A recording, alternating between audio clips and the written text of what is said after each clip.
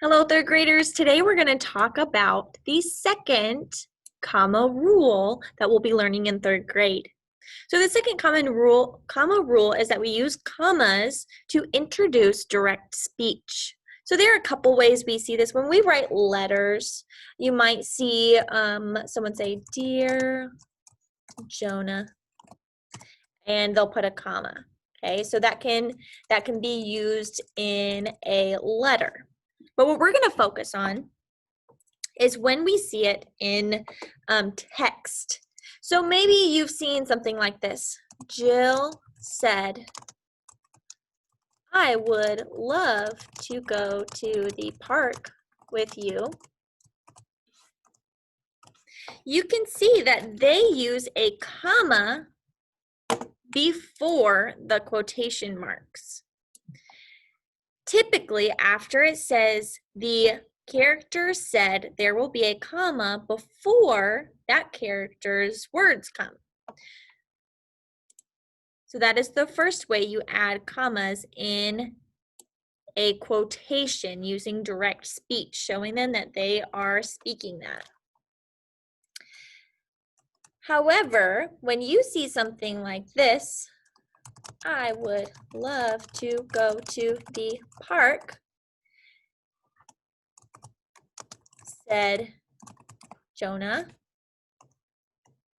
The comma is inside the quotation marks. So if the character is introduced after they said the quotation marks, then the comma will be inside the quotation marks at the end.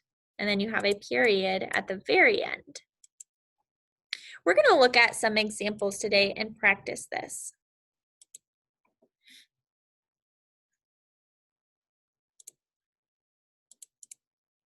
On your class kick, on page 9, make sure that you are following along with me as we go through.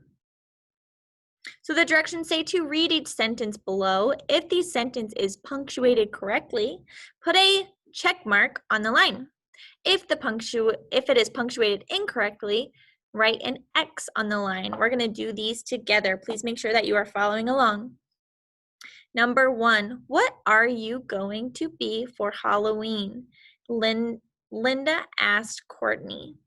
Now, when the speech is a question, they put them within the quotation marks. This sentence is correct. You can put a check.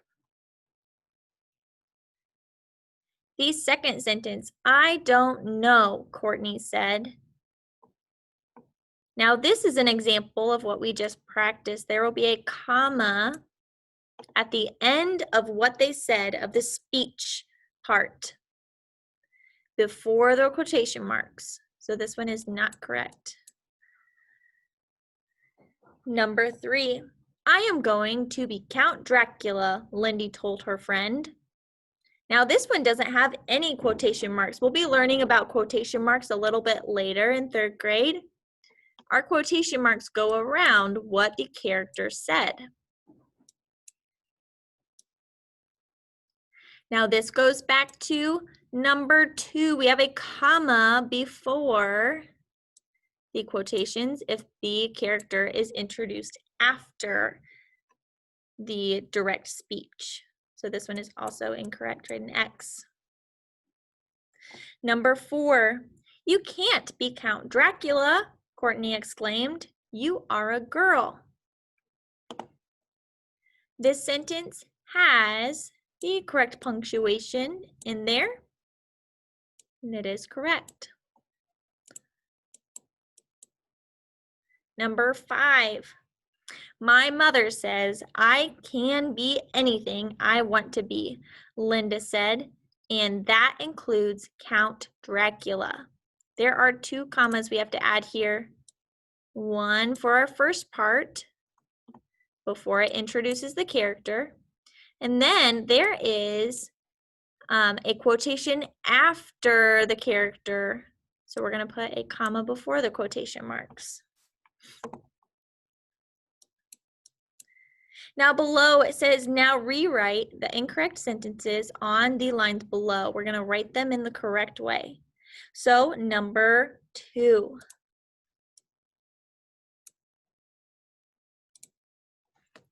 Number 2, we add the quotation marks. I don't, make sure we have the apostrophe, know, and we have to add that comma and then the quotation marks again. Courtney said, period. Number 7.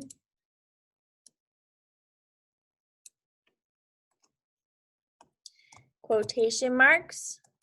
I am going to be Count Dracula, comma, quotations. Linda told her friend.